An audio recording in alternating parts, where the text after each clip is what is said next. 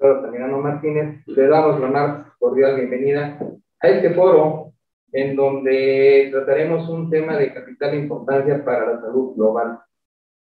Para ello hemos invitado a 3 expertos en las diferentes ramas de la medicina y de la farmacología para que platiquen acerca de todas las vertientes que tiene este problema de la resistencia a los antimicrobianos. Para ello les voy a presentar a la doctora Leticia Rodríguez López, quien es la coordinadora de el área de hospitalización y va a darnos la presentación de los ponentes.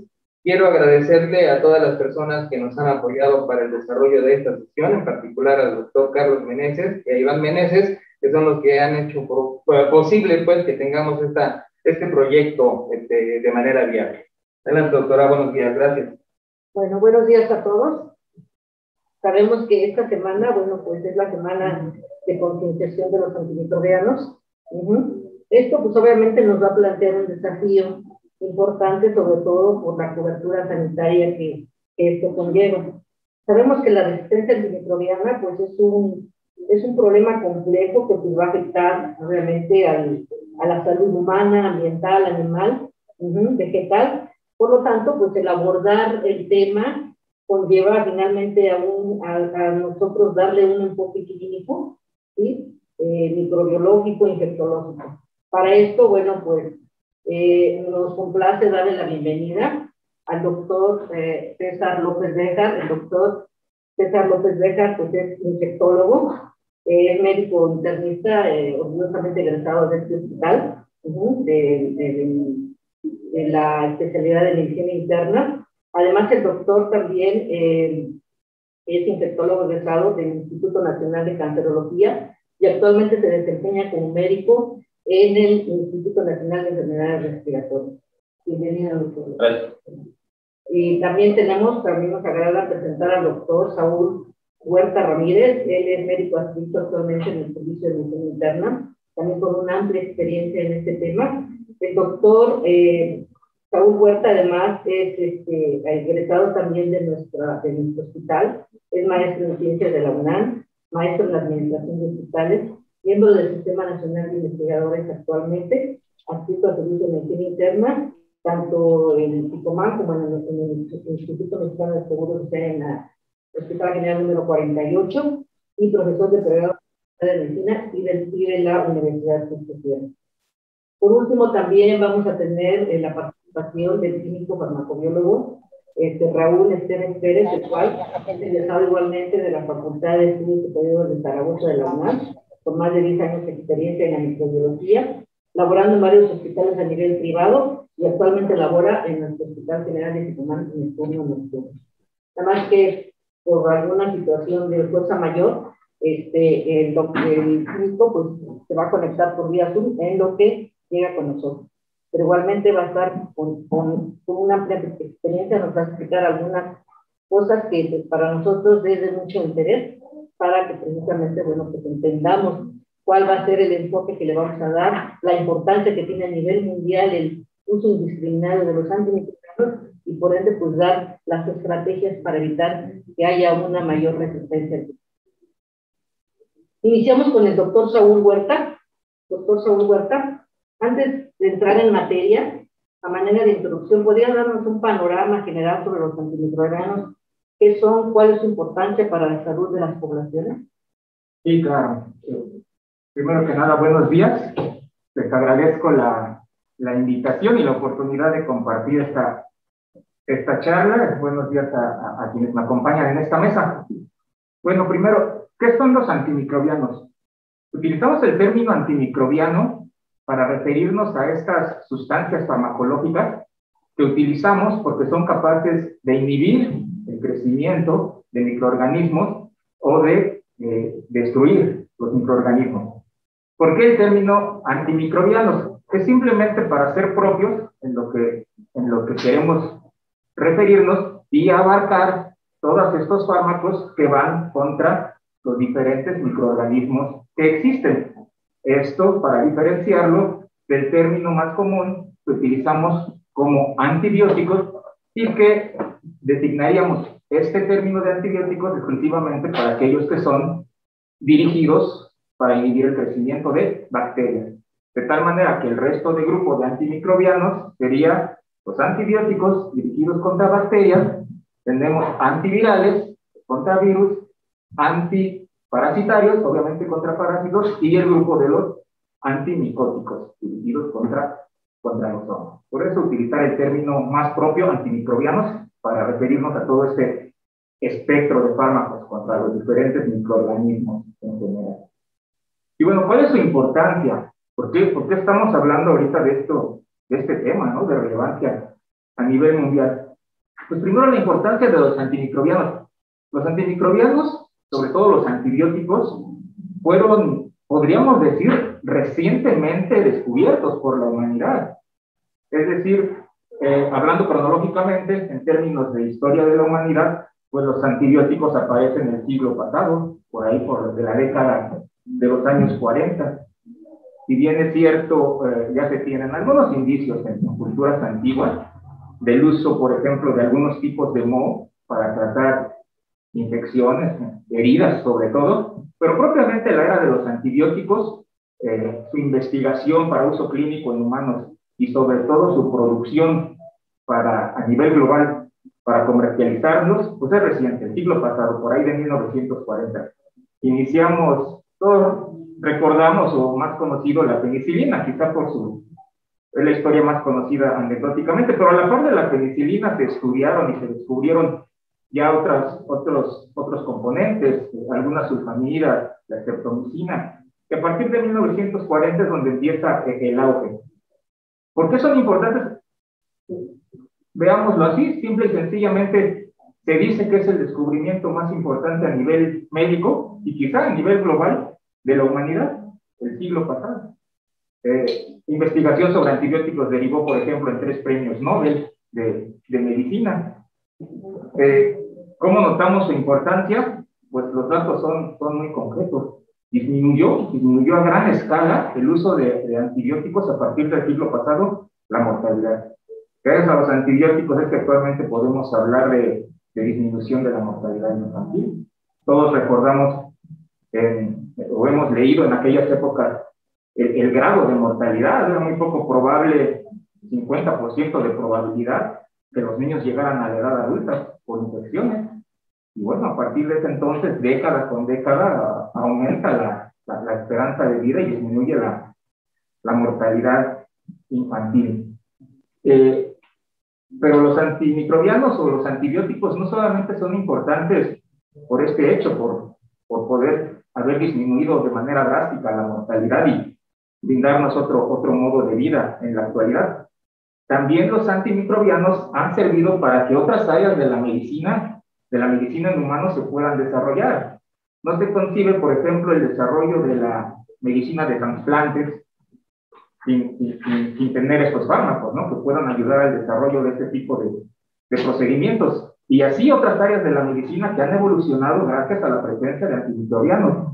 Por ejemplo, la medicina protésica, la medicina de cirugía mayor, la medicina endovascular, la sobrevida de los prematuros, la medicina contra el cáncer. Entonces, todo el desarrollo de la medicina ha dependido en gran manera gracias a que se tienen estos fármacos, ¿no? Entonces, pues son uno de los máximos descubrimientos de la humanidad del siglo pasado.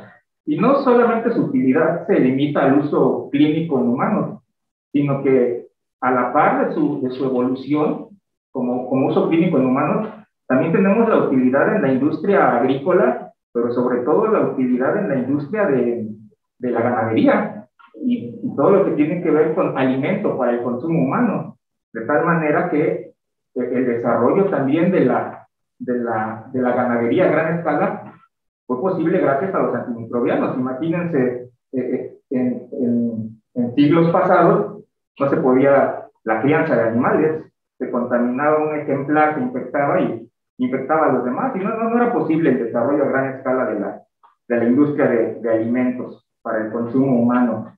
Y de ahí su importancia. Actualmente incluso este es un tema a debate, pero los antimicrobianos sirven para el aumento del peso del ganado y para tener carne de gran calidad. Se está prohibiendo por lo que vamos a tratar en esta charla, pero han sido muy importantes para la humanidad. Y por eso empezar con este preámbulo, ¿no? Para poder ver la manera en poder seguir contando con con este beneficio de los antibióticos, y que no el mal uso de esto pues se convierta en un escenario catastrófico para el futuro. Doctor César López Bejar, ¿nos podría comentar, para comenzar, podría ayudarnos a definir el concepto del uso racional de antimicrobianos? Sí, pues el uso racional en general de fármacos lo define la OMS como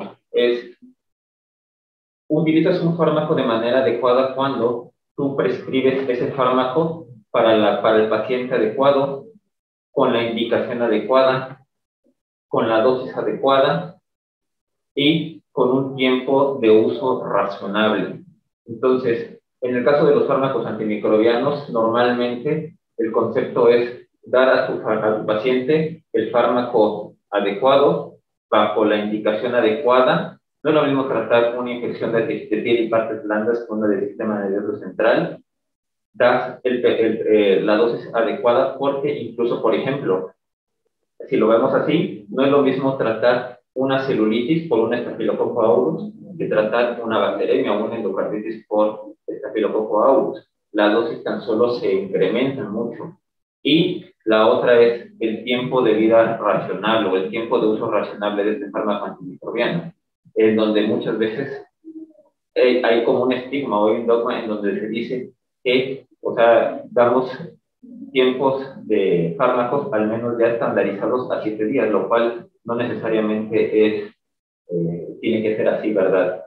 Entonces, cuando nosotros no utilizamos el medicamento indicado en el paciente indicado, con la indicación precisa, la dosis o el tiempo razonable, normalmente decimos que estamos haciendo un uso irracional de ese fármaco antimicrobiano. Entonces, más o menos es el concepto que da lo que es la Organización Mundial de la Salud.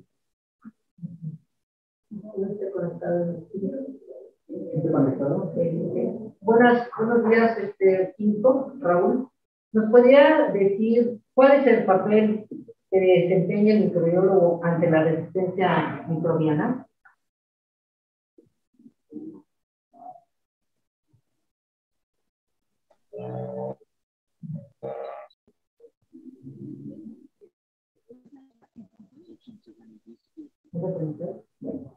¿Quieren que la responda yo?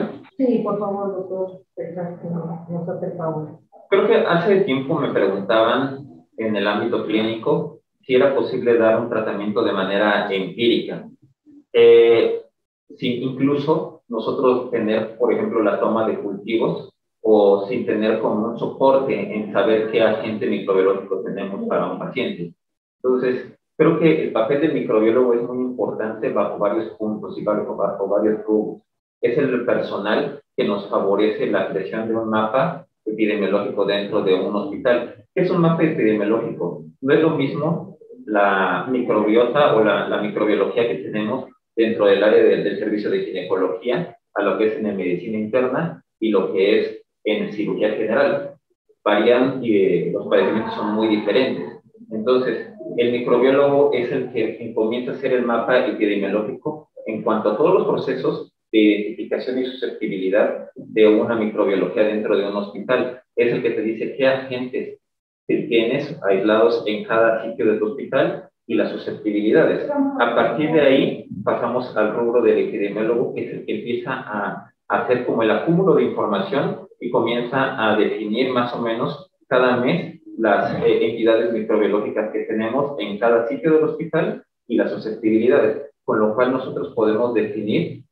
Les voy a poner un ejemplo. En el INER, en la tercera ola, alrededor del mes de enero de este año, tuvimos un incremento en la tasa de aislamientos, en neumonía. Llegaba el paciente al área de urgencias, se intubaba y a los 2-3 días comenzaba con procesos, los pacientes que presentaban neumonía, características bacterianas, una tasa importante y predominantemente eran aislamientos de Staphylococcus aureus, dentro de los cuales aproximadamente el 90%, 95% eran sensibles a meticilina. Entonces, con lo cual, nosotros cuando veíamos el escenario clínico de una neumonía de foco múltiple que sugería de la Staphylococcus aureus, nosotros sabíamos que podíamos dar un beta-lactámico como terapia elemental o de manera inicial y sabíamos que el paciente iba a estar bien cubierto y la mayor parte de los pacientes tenían una buena respuesta.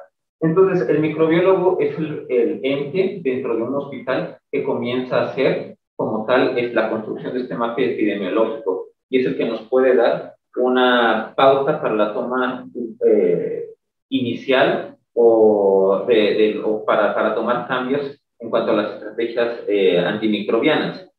Él es, a partir de los recursos que se tienen en el laboratorio de microbiología, él es el que te puede dar la antesala y hacer un cambio importante, tan solo con la visualización en las tinciones primordiales como son los grams, en las placas de agar, en la identificación fenotípica, y en base a los recursos que tenga dentro del laboratorio, hay diferentes tipos de pruebas, colorimétricas o test rápidos para poder enmarcar algunas resistencias bacterianas.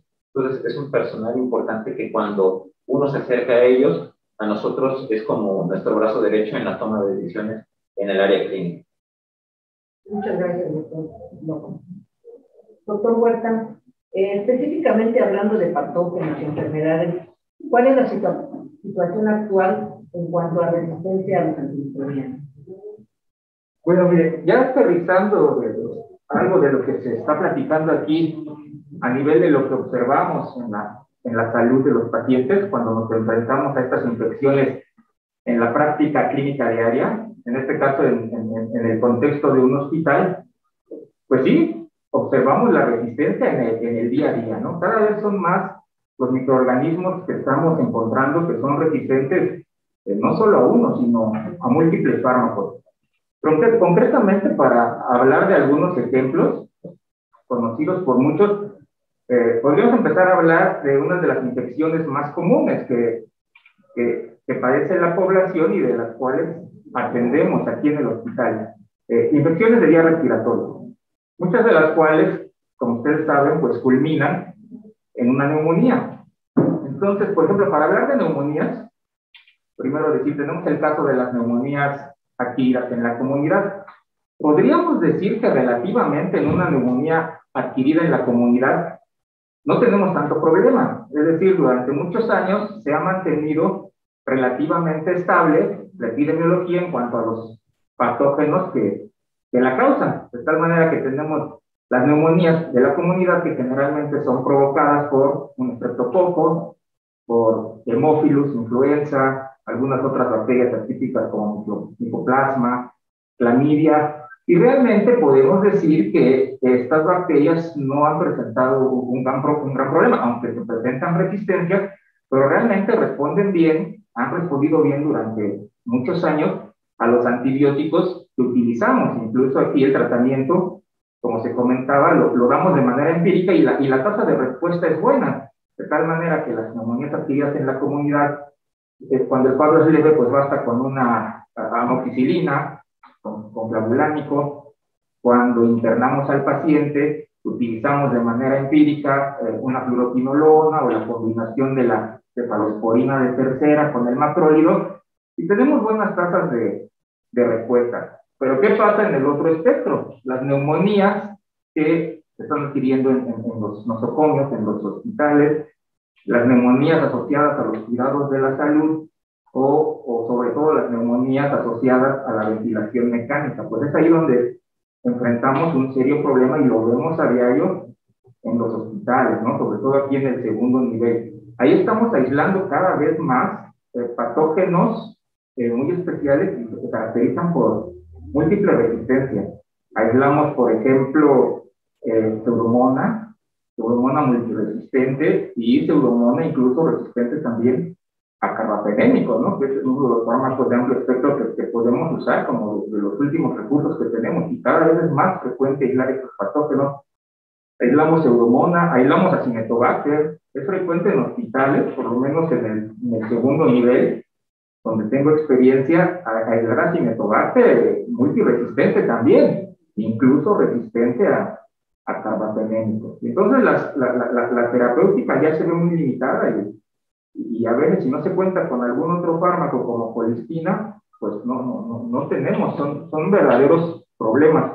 Aislamos también en estas neumonías nosocomiales, sobre todo en las asociadas al ventilador, Klebsiella, y de la misma manera, no estamos aislando gérmenes que sean sensibles a lo que antaño respondían. Prácticamente todas pueden ser multiresistentes y sobre todo presentar incluso resistencia a los fármacos que utilizamos, que son los carbapenémicos. Entonces este es un panorama ya muy concreto, un ejemplo muy concreto de lo que enfrentamos a diario en los hospitales. A otro nivel podríamos hablar también de una serie de infecciones que son frecuentes en la comunidad y en los hospitales, como son las infecciones de vías urinarias, y de igual manera, recordamos los tiempos donde, pues, la recomendación para tratar una infección de vías urinarias, una quinolona, y respondían, pero actualmente, pues, se está reportando en la literatura y en los hospitales, incluso más de la mitad de las infecciones de vías urinarias, dependiendo del germen, pero en general son resistentes a estos fármacos como la quinolona.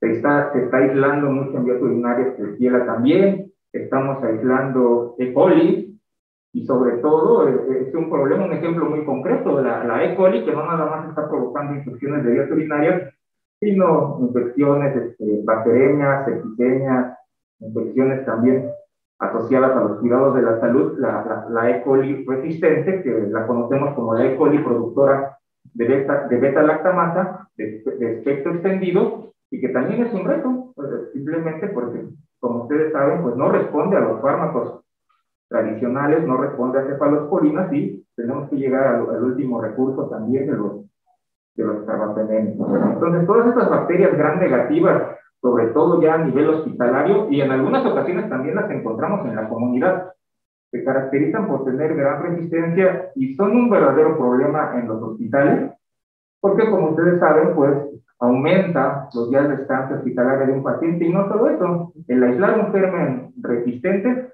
está demostrado en los estudios clínicos que aumenta de gran manera la mortalidad, y pues con todas las implicaciones y todos los riesgos que esto conlleva.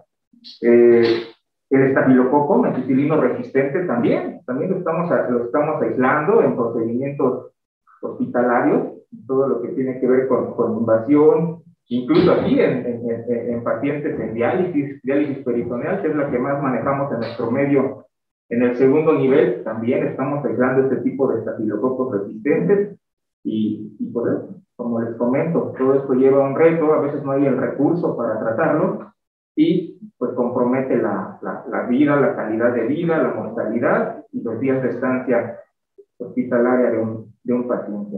Y otros niveles de ejemplos concretos a nivel global, hablando de resistencias específicas que nos están ocasionando problemas: infecciones de transmisión sexual, la gonorrea, antes respondía a múltiples fármacos, pero también es un patógeno que está creando retos por la resistencia que conlleva. Y como decíamos al principio, no solamente hablamos de resistencia de las bacterias, la resistencia a antibióticos, también tenemos un problema frecuente, cada vez estamos aislando más hongos, especies de cándidas resistentes, y donde a veces no se tiene el recurso, ¿no? Incluso amphotericina que podemos llegar a usar, pero pues todos sabemos, ¿no? Con las implicaciones de toxicidad, es un fármaco de uso delicado. Y otro tipo de fármacos, pues nos faltan, a veces no tenemos el recurso, y de ahí el problema, ¿no? Utilizar carbamazepina, por ejemplo, a veces en segundo nivel no tenemos el fármaco idóneo. Otros ejemplos de la problemática que está surgiendo con esta resistencia los podemos encontrar también en tuberculosis. Cada vez se aísla más tuberculosis resistente, incluso el mismo VIH, ¿no? También presenta resistencia a los antirretrovirales. Y entonces estos serían los ejemplos concretos de los problemas que estamos enfrentando en los hospitales con estos gérmenes resistentes. Gracias, doctor. Doctor César López, ¿cuál es la problemática actual del uso irracional de antibióticos a nivel mundial? Es una pregunta buena. ¿Por qué circunstancias? Estadísticas a nivel de diferentes instituciones de salud a nivel global, tanto CDC, tanto OMS, tanto Organización Panamericana de la Salud, comentan que las tasas de mortalidad atribuidas a X enfermedad van a estar cambiando de manera muy importante, en donde, por ejemplo, una de las causas importantes de mortalidad en este punto, 2021-2022 casi, se atribuye a cáncer y a enfermedad cardiovascular, pero se cataloga que cerca del año 2050, en promedio, probablemente las muertes atribuidas a bacterias drogoresistentes van a ser la primera causa de muerte. Entonces, actualmente tenemos diferentes problemas para lo que es el uso racional de antimicrobianos y que van a favorecer la rápida crecida de lo que es la resistencia bacteriana en todo el planeta. Uno de ellos es el sobreuso de fármacos antimicrobianos en la producción de alimentos, ganadería, pollos, en donde los animales, para poder subsistir y no morir y poder satisfacer la demanda de alimentos a nivel internacional, se les dan antibióticos de manera irracional en muchas ocasiones. Entonces, cada vez cuando se hace tamizaje de las carnes, para poder determinar si estas vienen con cierta colonización, se encuentran muchas bacterias que ya traen drogoresistencia de manera importante. Incluso, por ejemplo, cada vez crece más el aislamiento de, por ejemplo, E. coli, ya con genes, así se llama MCR1, que es el gen de resistencia para colistina. Entonces, es totalmente preocupante. Esto es en la industria ganadera, dijerámoslo así. A nivel de la conciencia pública o lo que es el público en general, número uno es la mala información. Cada vez que una persona tiene gripe, cree que es necesario un antibiótico. Y ya hay campañas, y a pesar de que hay campañas muy extendidas sobre que esto es inadecuado, la gente sigue consumiendo antibióticos para el uso o para tratar de contrarrestar afecciones virales. Dos, la adquisición de fármacos antimicrobianos sin el uso de receta.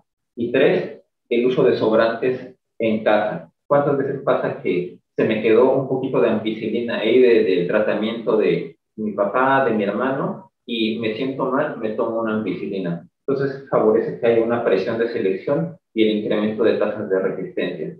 Y tres, a nivel del proveedor de salud. El proveedor de salud no solamente es el personal médico, sino también es el personal de enfermería, el farmacéutico, en donde muchas veces pues desconocemos algunos conceptos primordiales. Les voy a poner un ejemplo. Alguna ocasión en mi residencia de infectología me decía un oncólogo: oye, este paciente tiene una infección por pseudomonas, ¿por qué no le damos un buen fármaco? ¿Por qué no le dejas tigecyclina? Y yo le decía, lo que pasa es que tigecyclina es intrínsecamente resistente en pseudomonas, entonces no tiene espectro, no tiene cabida. Entonces, a veces desconocemos algunos conceptos elementales. Dos, no es lo mismo si tengo una colonización, tratarla, a tratar a un paciente con una entidad clínica. ¿Cuántas veces tenemos un paciente con traqueostomía, que el paciente no tiene fiebre, no tiene incremento de secreciones, está con leucocitos en rangos de normalidad, hemodinámicamente está estable y se hace cultivo de tamizaje para ver si hay bacterias en la traqueostomía? Evidentemente, los dispositivos médicos implantables se colonizan.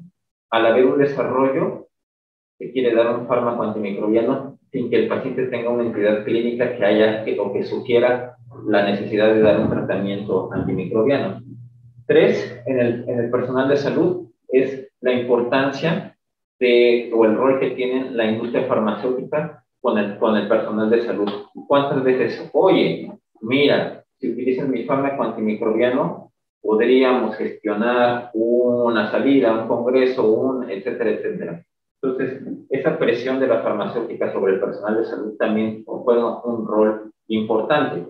Entonces, hay diferentes posturas en donde si nosotros no tenemos políticas de salud eficaces, nosotros vamos a fracasar en tratar de contrarrestar la crecida de la resistencia bacteriana. El problema real es que no solamente es que nos estemos quemando los fármacos que tenemos, sino que no están saliendo nuevas moléculas o no se están generando nuevas moléculas para contrarrestar lo que son la resistencia a los fármacos que tenemos actualmente. Entonces, en poco tiempo nos vamos a quedar sin estrategias reales para tratar padecimientos bacteriológicos, vaya. Sí, gracias, doctor. Igualmente, doctor López, a usted mismo, ¿cuáles son los factores más importantes que llevan al uso no racional de antibióticos? Pues los factores, o sea, uno, o sea, lo que comentábamos, creo que de manera importante es el uso indiscriminado de fármacos antimicrobianos en la ganadería. Dos, la falta de políticas de salud, de políticas hacia la población en general sobre el no uso de antimicrobianos, que afortunadamente, a razón de unos cuantos años para acá, alrededor de 6, 7 años, se ha mejorado mucho esto y se ha optimizado a través de que ya no se venden los fármacos antimicrobianos sin receta. La mayor parte de ellos, porque por ejemplo los oftalmológicos, todavía botas que todavía tienen neomicina, tobramicina, siguen utilizándose, siguen vendiendo sin prescripción médica. Número 3, a nivel de personal de salud, la actualización médica a veces está un poco no tan difundida. También faltan programas de concientización al personal de salud. ¿Cuántas veces pasa que las personas médicas, cuando tienen un paciente grave, muchas veces quieren utilizar fármacos de amplio espectro, cuando esto no necesariamente es así? ¿Cuántas veces pasa que, lo que platicábamos hace un momento, colonizaciones bacteriológicas quieren ser tratadas? Voy a poner un ejemplo muy importante. En el servicio de ginecología muchas veces se reciben interconsultas por la presencia de micoplasma en hisopagos de la región cervical en mujeres embarazadas. Entonces, automáticamente cuando hay aislamiento o identificación de micoplasma, el ginecólogo quiere que se trate esta entidad. Cuando la paciente no tiene trabajo de parto, no hay sangrado, no hay incremento en moco cervical, entonces lo único que favorece es que en el siguiente hisopado, al mes, a los 2 meses o en el siguiente trimestre, el micoplasma adquiere resistencia al macrólido y te buscan para que tú puedas otorgar otro fármaco antimicrobiano, aun cuando la paciente no tiene sintomatología de trabajo de parto o de cervicitis o algo en particular. El problema es cuando realmente la mujer tiene ya cervicitis o tiene trabajo de parto y ese micoplasma es resistente al macrólido. No te queda otra opción más que dar a veces tetraciclinas, el cual es un fármaco de tipo C para lo que es el embarazo, si es teratogénico, así que puede tener afección al producto. Entonces, es cuando ahí a veces no se capta o se tiene que hacer más programas de concientización en que no necesariamente si tienes una entidad debe ser tratada. Entonces, creo que es como parte de lo que de algunos de los problemas que se tienen para tener el uso, para mejorar el uso racional de antibióticos. Programas para ganadería, programas para el público general y programas de actualización para el personal de salud. Gracias, doctor. Entonces ya estamos conectados con el tiempo. Quisiera agregar algo más.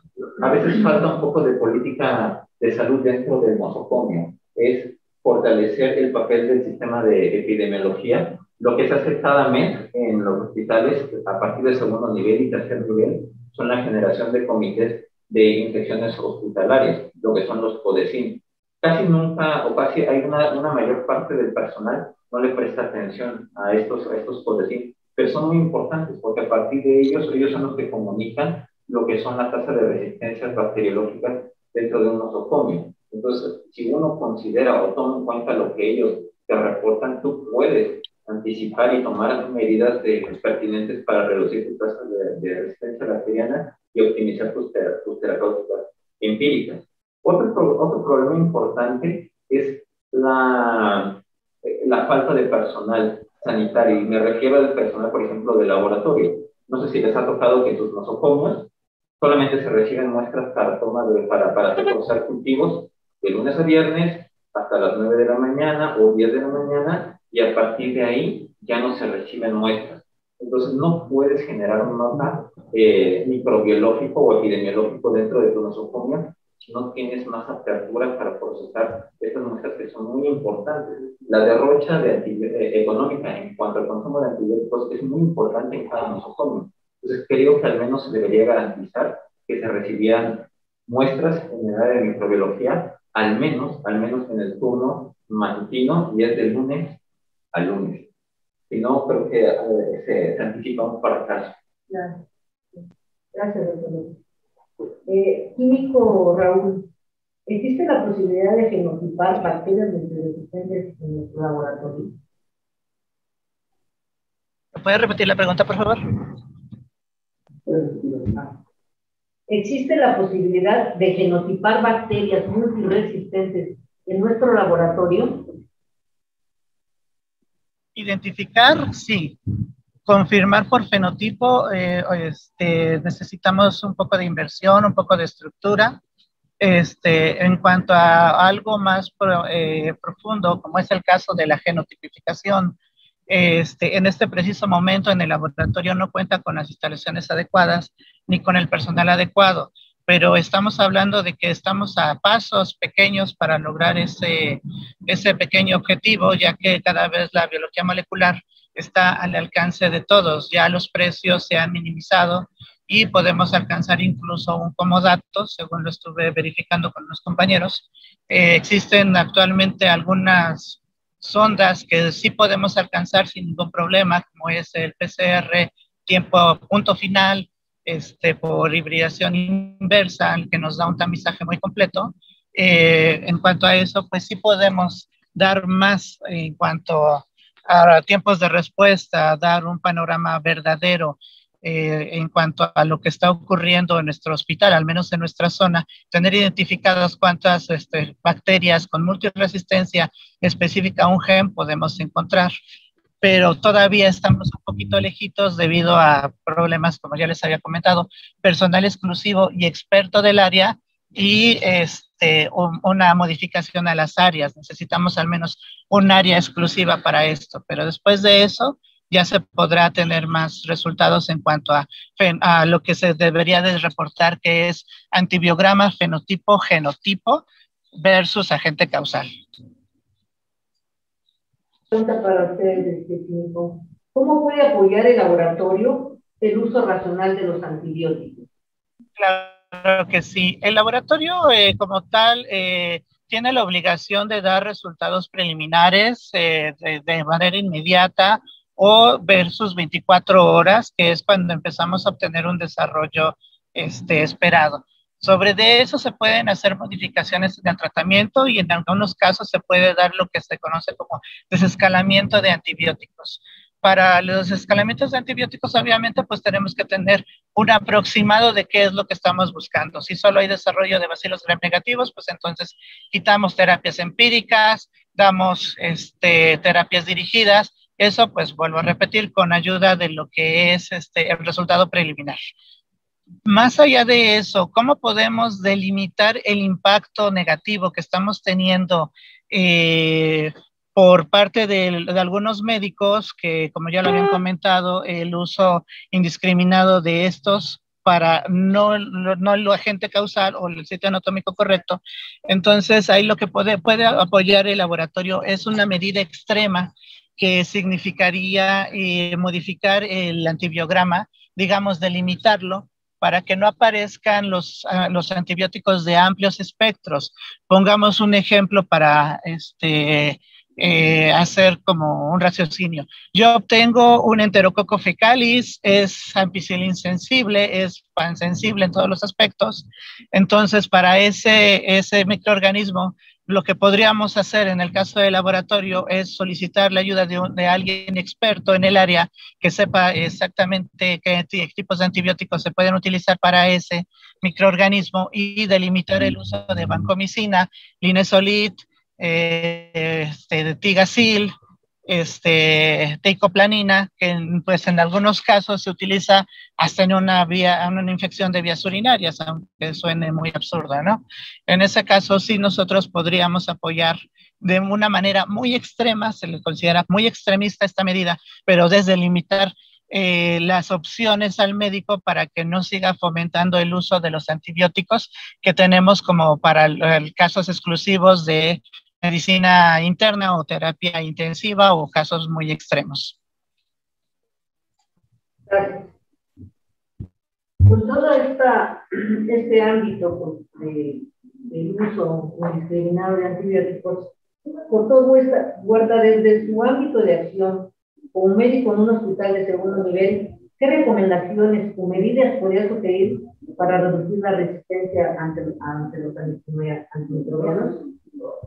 Sí, yo creo que los médicos, específicamente hablando de los hospitales generales, el segundo nivel de atención, tenemos un papel importante para contribuir en esta problemática del uso irracional de antibióticos. Y hay que hablar de que nadie se escapa, es decir, en un hospital general, todo el especialista, de aquí trabajamos de la especialidad que se nos ocurra, pues enfrentamos a pacientes infectados y utilizamos antibióticos. Entonces, esto va para las áreas quirúrgicas, ven pacientes infectados, secundario a los procedimientos quirúrgicos, obviamente las áreas de hospitalización, gran cantidad de pacientes infectados, terapia intensiva, y urgencias, ¿no? Urgencias que juegan un papel fundamental a la hora de que son los primeros en recibir un paciente, iniciar con estos antibióticos y muchas veces los encargados de enviar las primeras muestras para los cultivos. Entonces, en un hospital general, en un hospital de segundo nivel, todos los especialistas y todo el personal debemos estar muy involucrados en este manejo correcto de antibióticos. Ahora, ¿qué hacer? Primero, concientizarnos. Cada médico especialista que trabajamos en un hospital y todo médico, ¿no? En general, todo médico, debemos tener primero conciencia de lo que se está hablando aquí, de la problemática que ya nos están diciendo.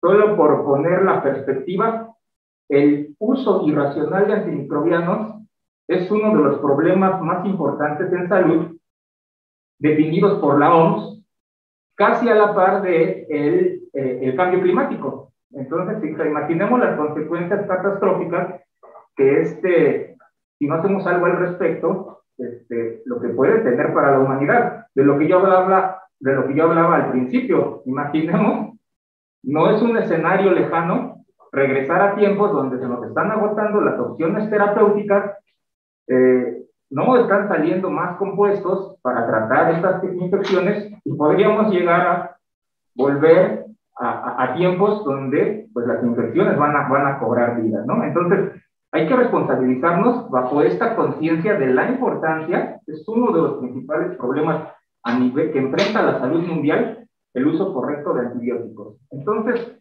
todos los que trabajamos en un hospital, todos los especialistas, debemos tener primero esta conciencia.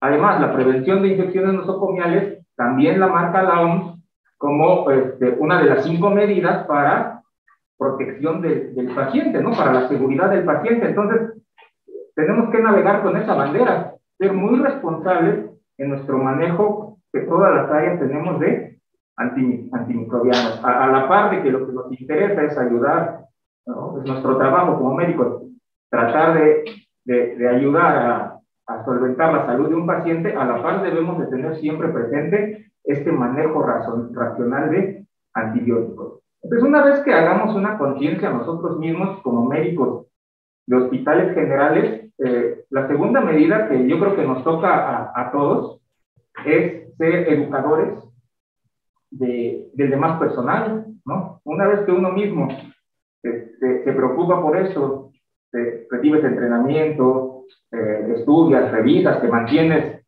al día en cuanto a guías de práctica clínica, uso correcto de antimicrobianos, pues nuestra labor es ser educadores, ¿no? Llevar este mensaje a los demás. Como médicos especialistas muchas veces nos toca dar capacitación, estar en alguna plática, conferencia con médicos de primer contacto, ¿no? Médico familiar, médico general. Y ahí es donde tenemos una gran oportunidad para llevar este mensaje de la importancia del uso correcto de antibióticos.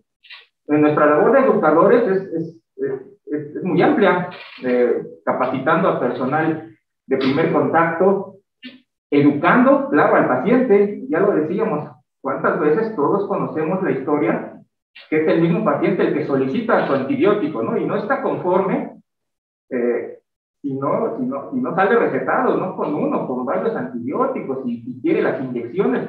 Entonces, pues quizás al primero al que hay que educar también, ¿no? Que el paciente, hablarle de esto que estamos diciendo aquí, que se concientice que el uso indiscriminado de antibióticos no es la mejor opción para él. Hablando del mismo tema de nuestra labor como educadores, de llevar este mensaje a los demás, pues en un hospital de segundo nivel tenemos a personal en formación. Prácticamente todos los hospitales generales somos llamados hospitales de escuela, ¿no? Entonces ahí tenemos una gran oportunidad con los alumnos de pregrado, empezar a concientizar día con día en sus prácticas clínicas sobre este problema para tener a la larga generaciones de médicos que estén conscientes, ¿no? de esta problemática. Tenemos la oportunidad también en nuestra labor docente o de educadores con los médicos internos de pregrado, y bueno, muchos tenemos la oportunidad de trabajar con residentes, que también es un personal en formación, y es ahí donde trabajamos continuamente tratando de concientizarlos de estos temas. Además de toda esta labor como educadores y crear conciencia en el demás personal, pues también al interior del hospital necesitamos optimizar nuestros protocolos, nuestras estrategias y sobre todo la comunicación. Ya hablábamos de esto, ¿no? ¿Cuántas veces, a veces por fallas en la manera de trabajar, uno mismo, desde que uno es el tratante del paciente, puedes requisitar mal una muestra, puedes no hacer técnicas correctas de toma de cultivos, andas enviando puntas de sondas, entonces no trabajas con un buen criterio, o requisitas mal tu muestra, o la llevas a deshoras, y todo esto empieza a conflictuar el trabajar bien, ¿no? Para tener un cultivo que nos ayude a tomar mejores decisiones. El laboratorio también, ya se comentaba, el fin de semana no te aceptan una muestra, se va retrasando el resultado de un cultivo que idealmente está descrito que podríamos tener preliminares, bueno, hasta 24, 48 horas, ¿no?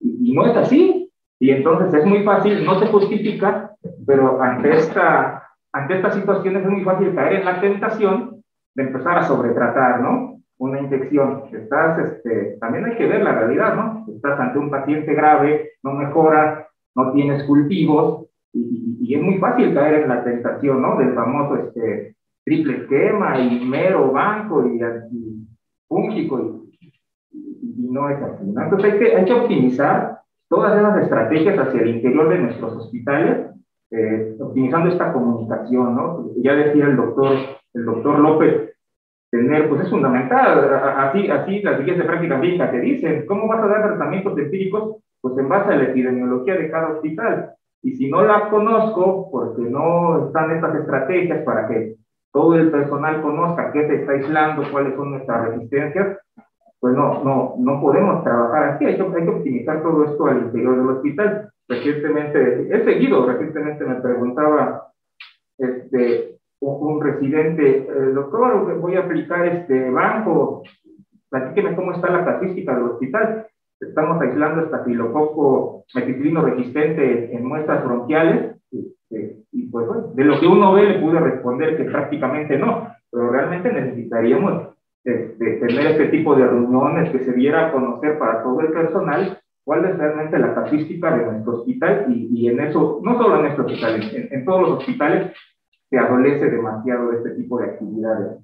Y bueno, por último, ser responsables como personal médico en seguir nuestros protocolos de práctica clínica para la prevención de infecciones nosocomiales. Esos protocolos ya están bien establecidos, los conocemos, y si no se conocen, pues hay que fomentar la educación y la participación para que se conozcan los protocolos que incluyen a enfermería, que incluyen al personal médico, sobre colocación y cuidado de sondas, catéteres. Un ejemplo muy palpable es en este hospital, al menos cada vez se optimiza más, cosa que hace años no se hacía, el protocolo de atención para evitar infecciones nosocomiales en un paciente bajo ventilación mecánica, ¿no? Entonces, pues ya cada vez estamos más centrados en lo que es aspiración de secreciones bajo una buena técnica, circuitos cerrados, el aseo de la cavidad oral, la posición simplemente, ¿no? Entonces, son protocolos que se tienen. Evitar, por ejemplo, el uso de fármacos como los inhibidores de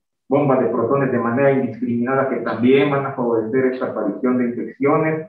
Entonces hay que optimizar los protocolos que ya conocemos, empezando, claro está, por el lavado de manos, ¿no?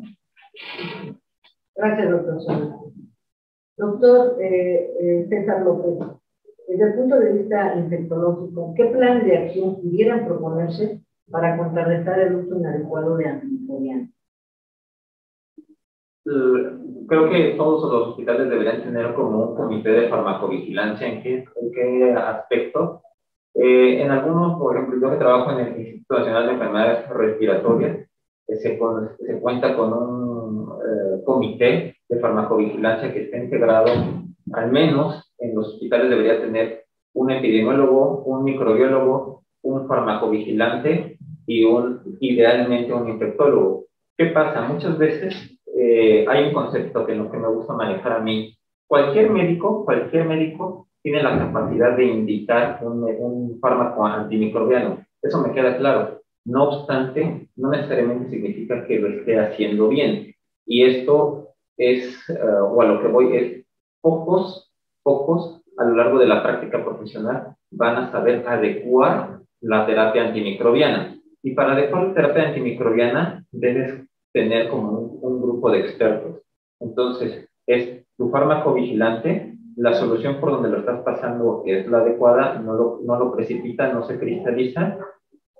La posología es adecuada, lo hace el infectólogo. La terapia empírica es la adecuada bajo la construcción del mapa epidemiológico con ayuda del microbiólogo y del epidemiólogo.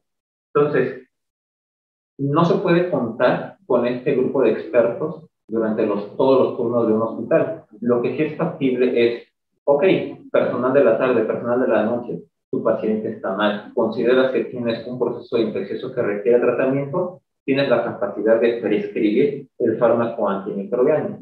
Al día siguiente, el comité de expertos o el análisis de cada caso de manera individual tiene la capacidad de dar continuidad o hacer algún ajuste a esa terapia inicial. Entonces, no en todos los hospitales se cuenta con este grupo. Entonces, creo que es importante la generación de estos grupos o estos comités para mejorar y optimizar el uso de manera racional de fármacos antimicrobianos en cada nosocomio. Sí, gracias, doctor. Una pregunta para el equipo, Raúl, ustedes. En base a lo que están hablando los expertos ahorita en cuanto a que el fin de semana se complica en ocasiones el uso de la toma de cultivos, ¿nos podría comentar qué estrategia podríamos nosotros implementar, por ejemplo, a nivel hospitalario, para que precisamente podamos tener acceso a a la toma de estas muestras, de estos cultivos, precisamente para no interrumpir o dar una continuidad efectiva al paciente que está tratándose con antibióticos?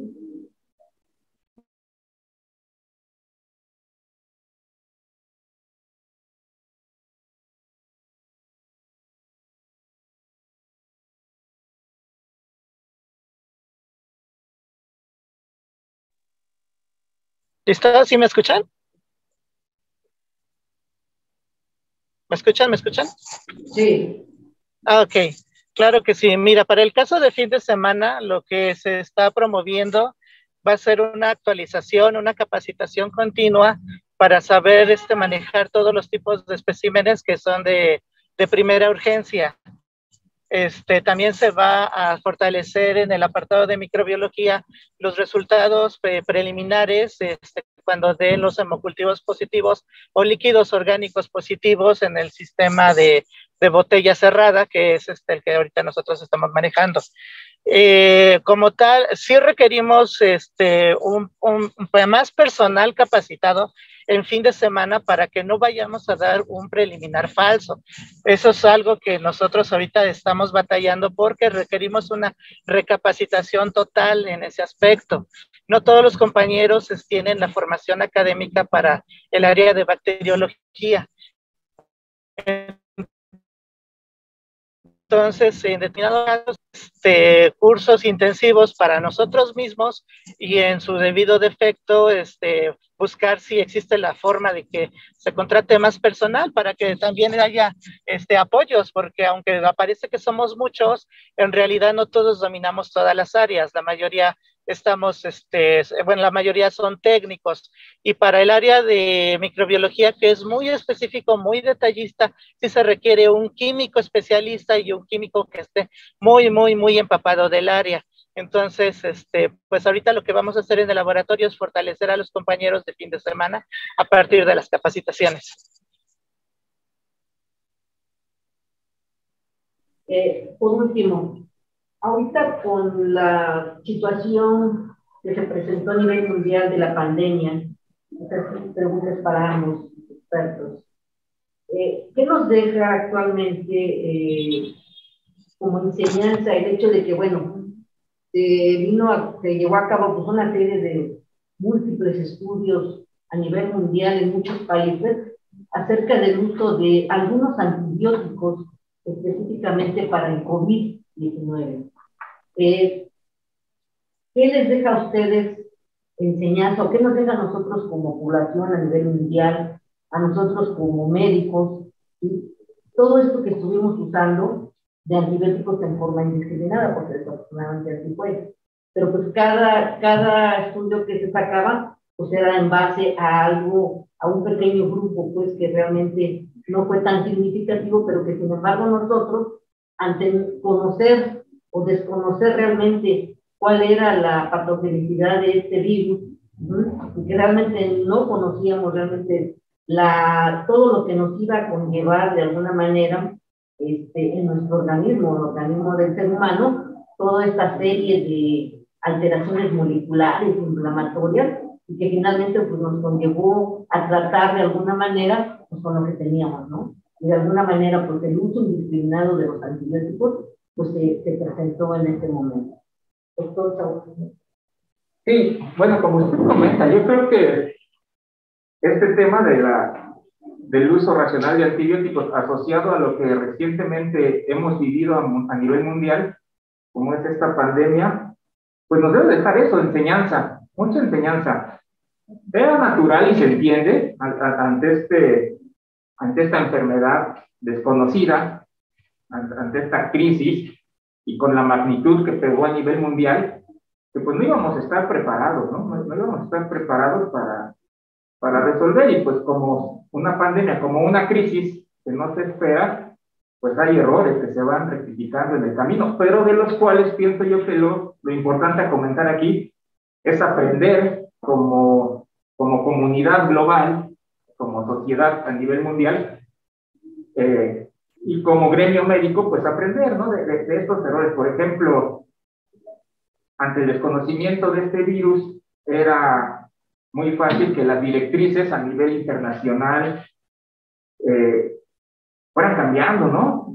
Yo no sé si más de lo que se debía, ya salía un grupo de expertos a dar una postura sobre tal o cual manejo y después otro. Era esperado, repito, pero de eso hay que aprender, que no nos pase en estas estrategias del uso de antibióticos, el no ponernos de acuerdo como sociedad, los organismos internacionales, en qué línea debemos de dirigir para evitar este problema del uso de antibióticos.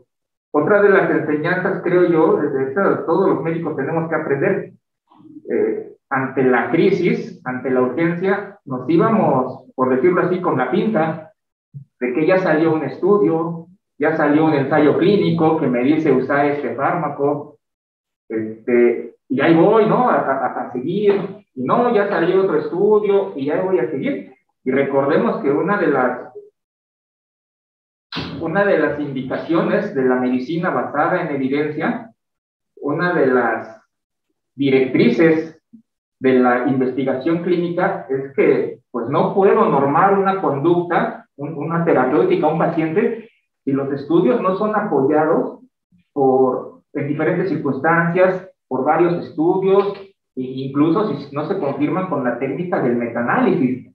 Y de eso se adoleció mucho, ¿no? Entonces, repito, íbamos la comunidad médica con que ya salió un artículo y ahí se va a prescribir esto, y ya salió otro artículo y ahí se va a prescribir lo otro. Y pienso que en eso debemos aprender, ¿no? Ser más mesurados. Cuando se va a prescribir, tiene que ser la evidencia científica y clínica realmente sustentada no por uno, sino por varios artículos y demostrada en repetidas ocasiones. Y bueno, pues no fue esto del COVID más que un ejemplo quizá exagerado de cómo a veces se manejan los antibióticos. Seguramente todos conocerán casos, no sé si anecdóticos, pero muy frecuentes, donde pues el paciente, ¿no? Uno se enteraba del paciente que ya iba con un médico de primer contacto, médico particular, general o de la especialidad que sea, y pues ya salía con lo que estamos hablando aquí, con el antipalúdico,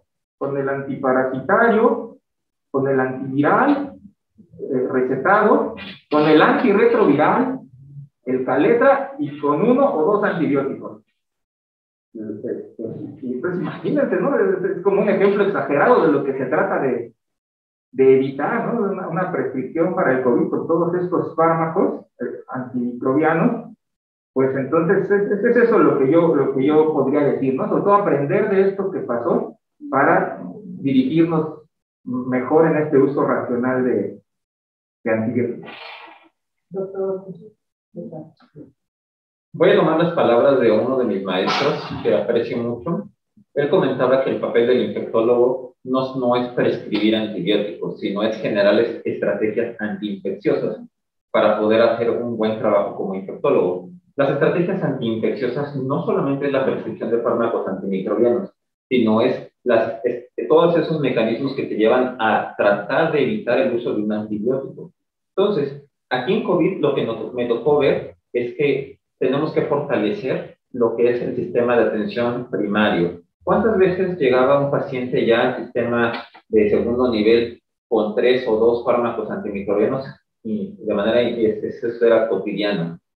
Ahora, en algunas ocasiones justificado y en otras injustificado. ¿Y por qué? Porque tomando este concepto de estrategias antiinfecciosas, muchas veces durante COVID nos tocó ver que el médico de primer contacto, en el primer día de síntomas, en el segundo día de síntomas, estaba inmunosuprimiendo al paciente. Le estaba dando esteroide, le estaba dando ya algún otro fármaco para inmunosuprimir, ya sea, dígase, baricitinib, dígase algún inhibidor de la interleucina 3. Entonces, estos fármacos generan reducción del trabajo del sistema inmune y la traslocación de tu misma biota. Entonces, a partir de que empezamos a utilizar algunos de estos fármacos, nos tocó ver a nivel nosocomial el incremento en la tasa de bacteremia primaria, traslocación a partir de tu biota intestinal por enterobacterias. Entonces, durante las primeras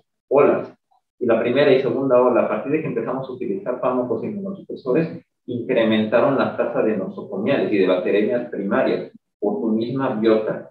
Entonces, creo que el médico debe de tomar en consideración que no solamente es no dar antibióticos, sino generar y tratar de adecuar o hacer uso racional de fármacos en los pacientes. El paciente tiene 7 días de evolución, está en el declive de la replicación viral y está en ascenso de la cascada de inflamación. Sí, el paciente está inflamado, se da datos de inflamación, requiere un inmunosupresor, tratar de contrarrestar esa cascada inflamatoria, sí, y debes de considerar que puede haber traslocación de tu misma biota. Entonces, no inmunosuprimes al paciente en los primeros días, no das antibióticos en los primeros días porque no está justificado, y a partir de que el paciente, si es que lo requiere, debes tomar estas consideraciones 7, 10 días.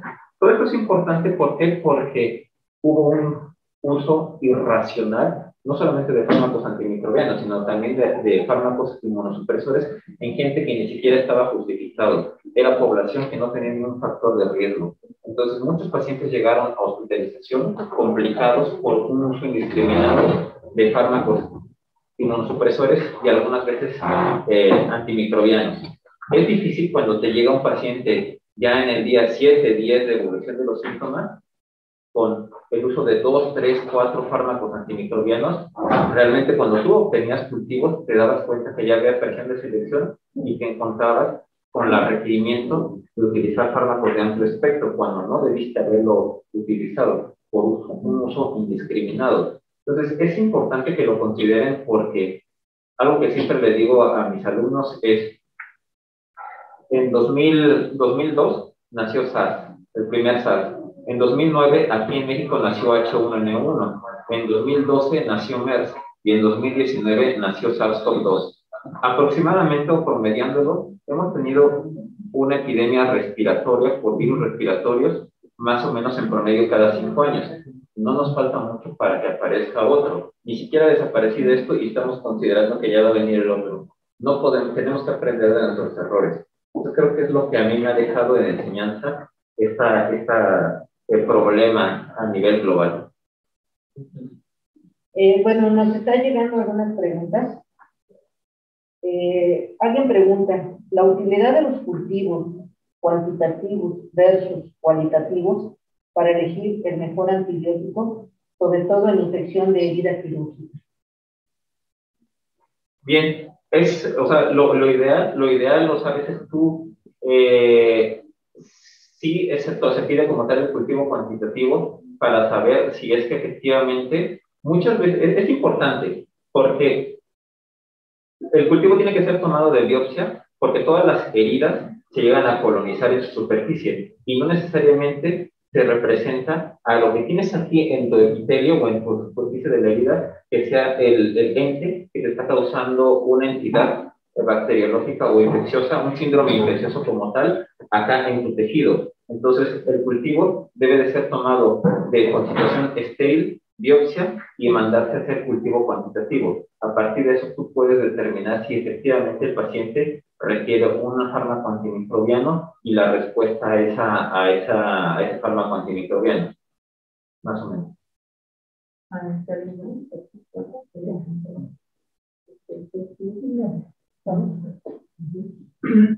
Hay otra pregunta para el público. ¿Cuál sería el papel del laboratorio de microbiología ante la problematización? El laboratorio de microbiología actualmente va a pasar de ser así simple artesano a ser cabeza de flecha. Anteriormente no existía una necesidad de tener una comunicación efectiva con los médicos. Era sencillamente ejercer nuestro trabajo y dejar un papelito para que pasaran a recogerlo. Ya no se puede hacer eso, ya tenemos que nosotros afrontar la realidad, ver que el problema está creciendo y nos está pegando a todos. Entonces debemos de primero abrir canales de comunicación efectivos y bidireccionales, seguido de empezar a hacer un almacenaje de información de cuál es nuestra biota, cómo se comportan, si hay efectos de desplazamiento, entre otros factores de estadística. Es reforzar con mucha estadística la microbiología local. Y pues por último, pues es actualizarnos. Nosotros como microbiólogos todos los años tenemos que actualizarnos, no solo porque cambia CLCI, sino porque cada año aparecen más mecanismos de resistencia. Entonces debemos de estar lo más actualizados en cuanto a tecnología como en casos. O sea, debemos de tener evidencias de casos y esos casos nos deben de decir cómo trabajamos, si lo trabajamos a tiempo, si qué nos falló o quién falló, y todo tenerlo debidamente documentado. Ese es el papel que nos toca afrontar ahora en este reto. Bueno, creo que ya no hay más preguntas. Bueno, pues como vemos, pues el trabajo es arduo. ¿Hay preguntas?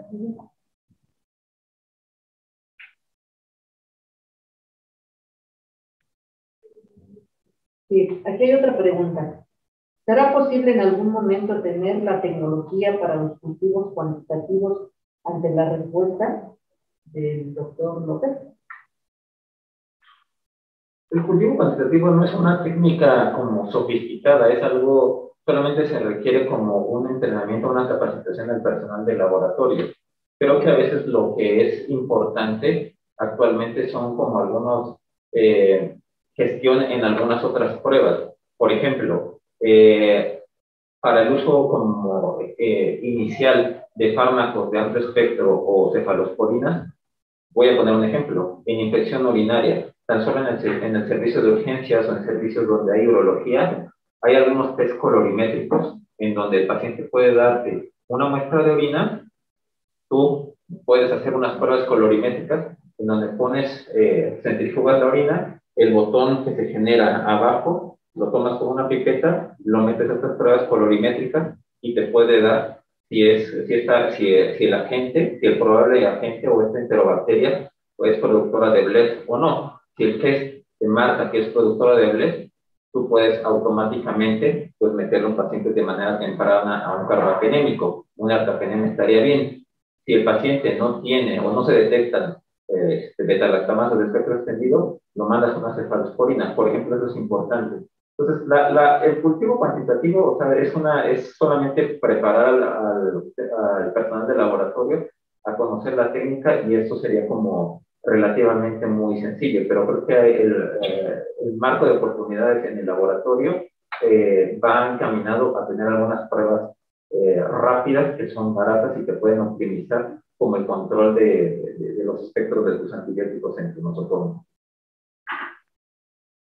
Pero ya no hay más.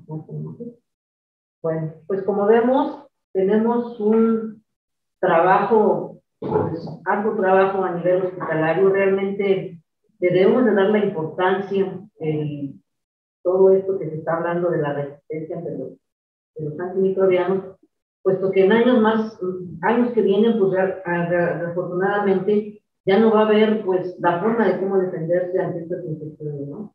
Sobre todo aquellos pacientes que son inmunodeprimidos, pues nos va a costar bastante un incremento en la mortalidad, que realmente no hacemos conciencia del uso de los antimicrobianos. Entonces, pues nos toca hacer mucho trabajo a nivel hospitalario, tanto los especialistas, los expertos en lo que es microbiología, precisamente pues para buscar las estrategias adecuadas y sobre todo, como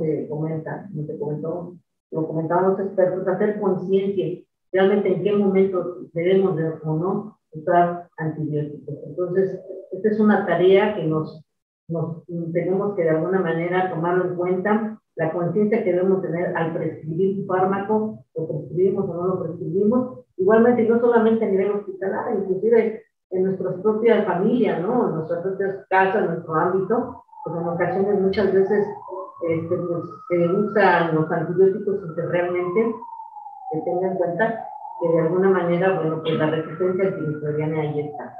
Entonces, esta es una labor de equipo, y pues no solamente es a nivel hospitalario, porque toda la población debemos de tener conciencia de eso.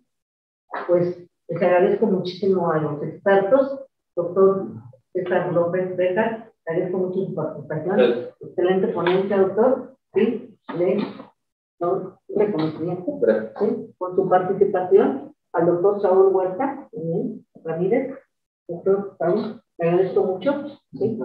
Y al químico Raúl Pérez por su participación. Entonces, les agradezco mucho toda esta charla tan interesante. Esto nos va a dejar mucha enseñanza, nos deja enseñanza para que, bueno, pues hagamos conciencia de todo esto que está pasando en el mundo.